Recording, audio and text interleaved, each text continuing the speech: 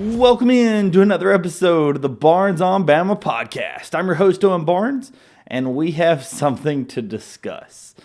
Want to first off thank all the new subscribers, as I've been doing at the top of all these recent episodes. I know I say this at the top of every episode, but I really do appreciate all the new people and all the support. As always, if you are not currently subscribed, I know about 80% of the people that watch these are not. If you could drop me a subscribe down in the bottom or like, comment. I do read all of them. Happy to chat with any of the new people or any of the repeat people who enjoy watching these videos.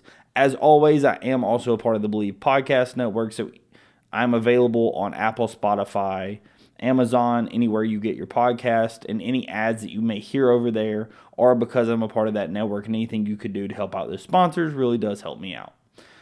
I was expecting to not have a ton to discuss about SEC Media Days because Alabama football is not set to take the stage until Wednesday.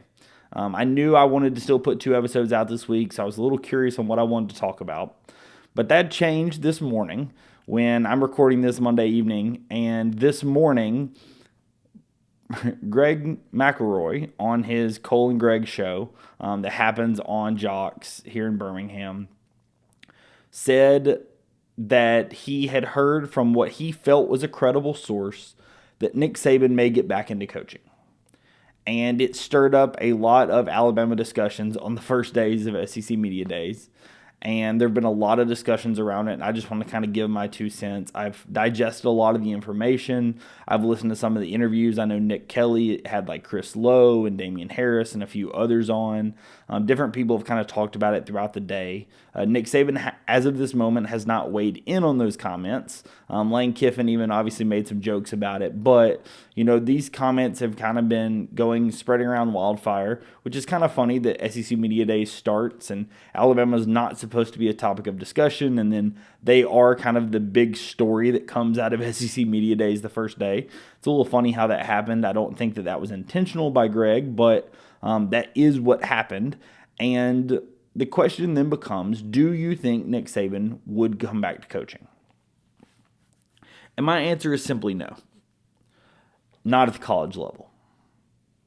Not at the head coaching level in college, right? So I specified what I mean by that. I don't think that Nick Saban would come back to coach in college as a head coach. Now, could I see him come back into a non-head coaching role in college? Not really. I think that he's probably enjoying his time off and the things that he does surrounding college football, albeit game day or the things like that he does. My expectation is, especially with Corso stepping down after the first college game day this season, Nick Saban is going to slide perfectly into that role. Obviously, he did that last season, but he's going to be kind of that figurehead of college game day now, kind of moving forward. So my expectation is no. My expectation is that he is not going to be coaching. But as Chris Lowe said with Nick Kelly, I don't think it's his decision. I think it's Miss Terry's decision.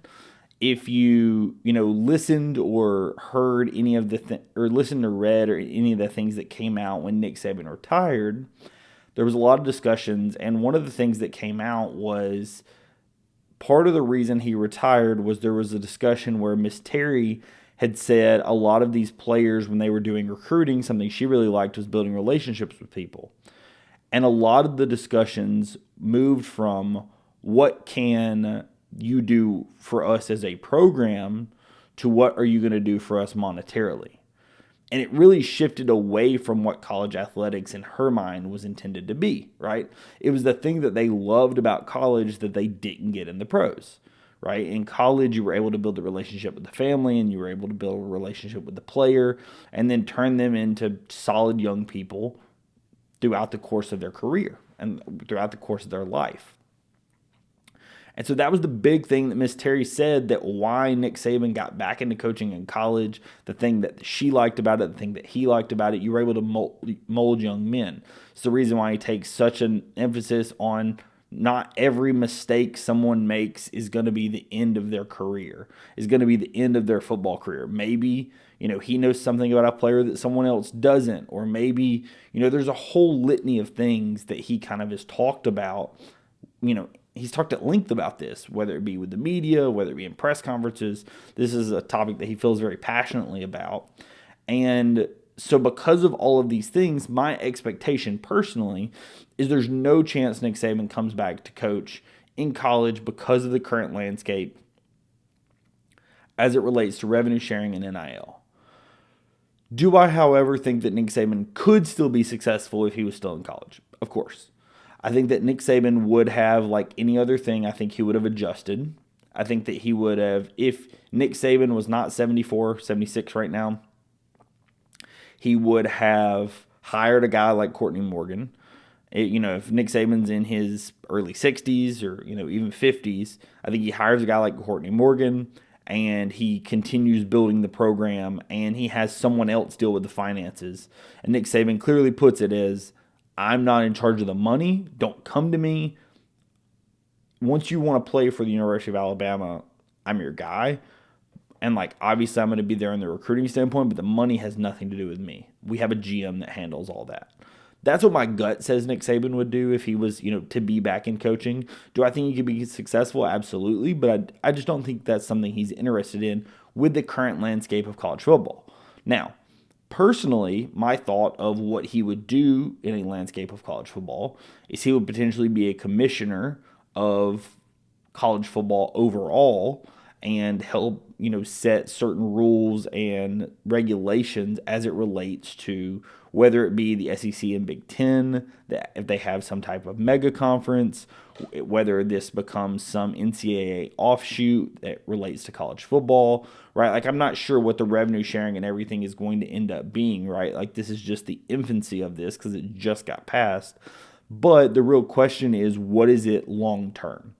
I think that Nick Saban would be incredible for something like that. I think that Nick Saban would be incredible to be able to be the guy that's in charge of that because I think he cares enough about the players and knows enough about, from the coaching perspective and from the administrative perspective, that he could absolutely do that. I know the guys at Solid Verbal have talked about that. A lot of people have talked at length hey, Nick Saban would be the perfect guy for this. I 100% agree with that. That's what my current thought process is. He stays in game day. He does the things that he does from a media perspective. He's able to study his film, whether he does draft coverage or whatever. He studies his film as if he was, coaching, and he can use that in college game day. He can use that in NFL draft coverage. He can use that in, championship game coverage, that type of stuff. And then Nick Saban potentially moves into more of a commissioner type role. However, if you were to say Nick Saban comes back into coaching tomorrow, in my mind, it's in some way, shape, form the NFL. Now, do I think that he would do it? No. But I personally think that there was a semi-sour taste left in his mouth with how poorly things went with the Dolphins, and with a standpoint of Nick Saban is looked at as a failure at the Dolphins. He went 500. Or, a game over 500, game below 500. He was around 500. In college, that's abysmal. In the NFL, that's fine, right? That's not super poor, not great, but it's not terrible, right? He was only there a couple of seasons. Very famously, he wanted Drew Brees. There are plenty of, he clearly had the chops to know what he was wanting. And part of the big thing that he had an issue with was inability to potentially build his roster how he wanted it, or inability to kind of shape people how he wanted it. Now, do I think that Nick Saban potentially, and like I said, I still don't think that this is likely, but do I still think that if he was to come back, he would potentially go back into an NFL sense to try to prove, hey, that he can still do it? I think that's the only answer, right? My personal opinion, and, the opinion of people that I respect. And, for example, like Chris Lowe, I know Nick Kelly specifically talked to him. Chris Lowe of ESPN, he's who broke the official story when Nick Saban did retire. He knows him as well as anyone in the country outside of Miss Terry and his family. Chris Lowe said he doesn't think Nick Saban comes back, right? And I think that I'm personally of that mindset, right? I'm personally of the mindset that Nick Saban didn't make a rash decision. I think that they had discussions. And even though to a lot of people it seemed like a sudden decision because he worked up until the day he retired, I think that is the person who Nick Saban is. He's not going to start slacking off because he thinks he's going to retire. He is going to give it 100% until the minute he calls it quits. Then the minute he calls it quits, then he can obviously, clean out his office and move on for the day. But up until that minute that he says, okay, I'm done, he's going to work. And that's what he did, right? He, interviewed wide receivers coaches and he interviewed different people the day that he retired. And I think that's just because that's the personality of Nick Saban. I think some people point to that as he made a rushed decision. And I personally don't believe that was the case. Now, is there a world in which maybe he, wishes he had took a little longer to make that decision or something? Sure, that's a possibility. I'm not Nick Saban. I don't know the answer to that question, but sure, that's a real possibility. But I'm just personally, and like I said, I'm not to discredit anyone that Greg McElroy knows, but I'm personally do not believe that Nick Saban is planning to get back into coaching. I would expect that we probably hear something from Nick himself here in the next couple of days, discrediting this. And, that's kind of where I sit when we look at this. I think that Nick Saban, understands that his legacy is, going to be what it's going to be. He knows that he has been as successful as anyone in the college rank. He has the most national titles of anyone. He has, the field named after him in Alabama. Like, he is a legend in the college ranks. In no way, shape, form, or fashion is he going back into college. Do I think he can still do it? Of course. But I do not in any way, shape, form, or fashion believe that he coaches in college again. Does he potentially help out, with, Alabama in an increased role or something? Maybe. Again, I don't think so. I think that he prefers the media sense and prefers being able to let a coach, DeBoer do what he does. I think that that's the role that Saban prefers to be in, the role he's in today. But I understand where the kind of thought process comes from. Like I said, this is something that I was not planning to discuss. I was not planning to have an episode, but I felt like it was absolutely important to have one. A couple of more things I really want to just quickly talk about because they did happen over the last couple of days across the university. The big thing is Alabama baseball, and that is Alabama baseball had a couple of guys drafted in the MLB draft. Most notably, Riley Quick went number 36, first round, number 36, to the Minnesota Twins. So, obviously, Riley Quick will be going on to Minnesota. Then we had Cade Snell get drafted 5th round, 151st to the Chicago Cubs. And Richie Bonamalo Jr. goes 7th round, 244th to the New York Yankees.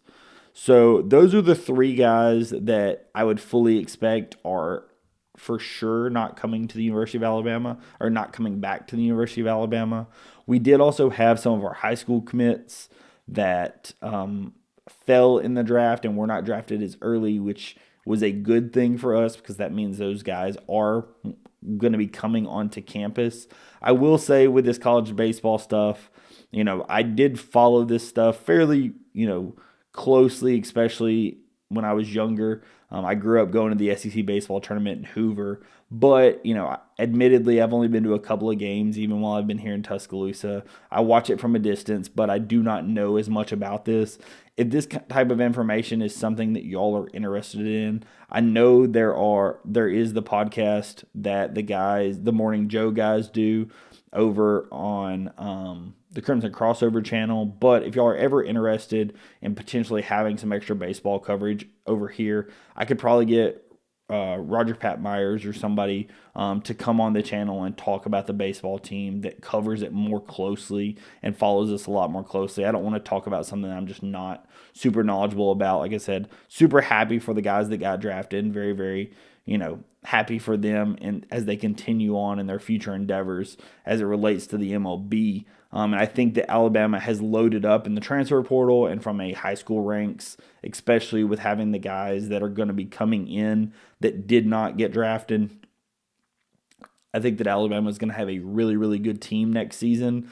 But like I said, I am not going to be the person that's going to be able to specifically tell you, hey, this is the ace arm that we got from that team, or this is the batter that you need to be aware of. So, like I said, if y'all are interested in that type of coverage or want to have something like that, please let me know down in the description. Let me know in the comments. I'm happy to bring somebody on. I know that there's quite a few people that enjoy talking about the baseball side that I probably could get to come on. So let me know if you might be interested in that.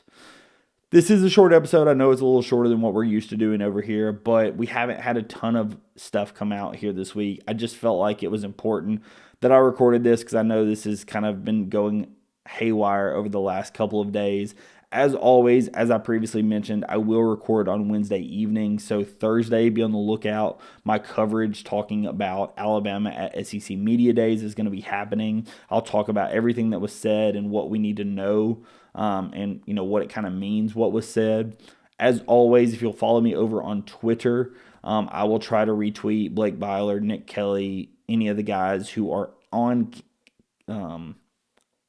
site in Atlanta that may be, asking questions or whatever at SEC Media Days. And so I'll be sure to try to retweet some of them so that y'all can stay up to date with any of that. As always, follow those guys. Follow Clint Lamb. Follow the guys that you've heard me talk to.